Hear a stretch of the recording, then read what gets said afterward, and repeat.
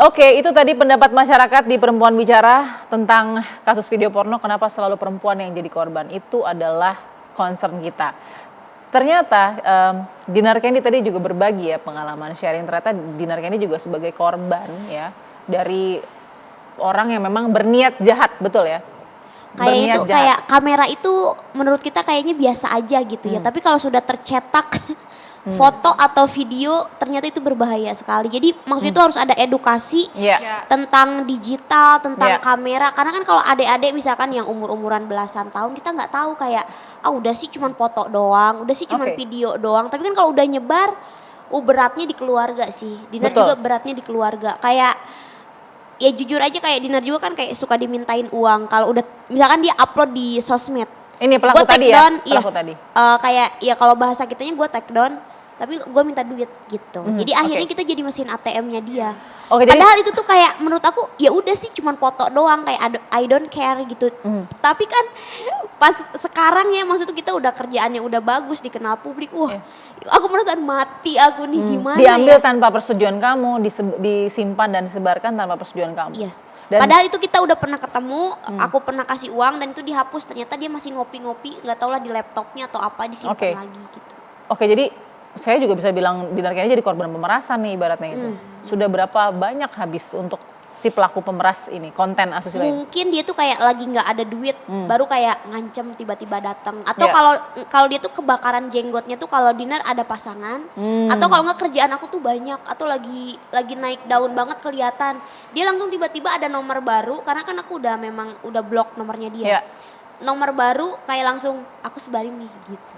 Dan itu Dinar langsung otomatis pasti ketar-ketir lah, udah pasti ketar-ketir kayak bukan apa-apa ya kayak apa ya, aku tuh mikirin keluarga aku sih itu.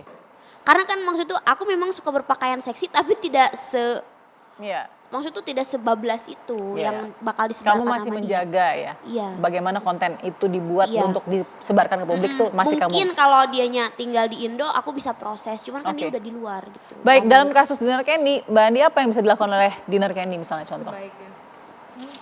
Menurut saya laporkan saja, dipastikan kalau nanti ada pemerasan berikutnya ya dilaporkan gitu sebagai kasus pemerasan.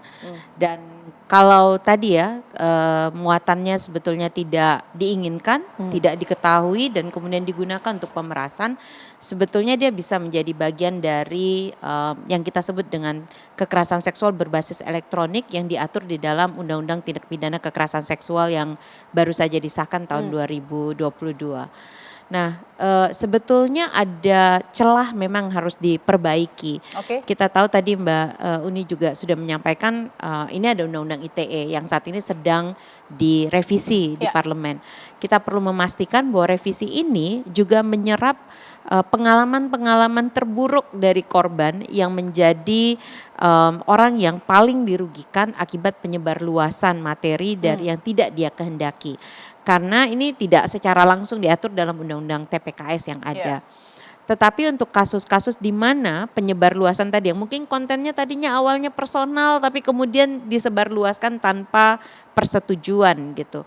Dan kemudian justru menjadi bagian yang paling melemahkan apalagi untuk perempuan ya. Itu kan dia terpuruk sekali. Saya sebetulnya cukup kasihan kalau kita harus rerun terus ya apa yang kasus-kasus sebelumnya terus kita ingatkan orang ini kasus dulunya karena bagi perempuannya itu berat sekali konsekuensi yang harus dia hadapi di masa depannya.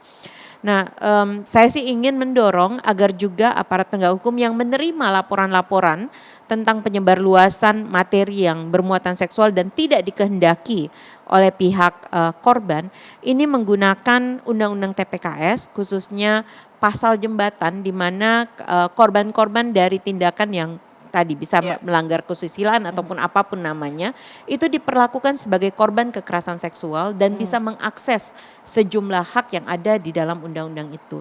Termasuk atas perlindungan dan juga yang terutama atas dukungan pendampingan psikologis karena itu sangat dibutuhkan seperti tadi dibilang ya. Rasa malu, terpuruk, begitu putus asanya untuk apakah bisa menatap masa depannya lagi atau tidak.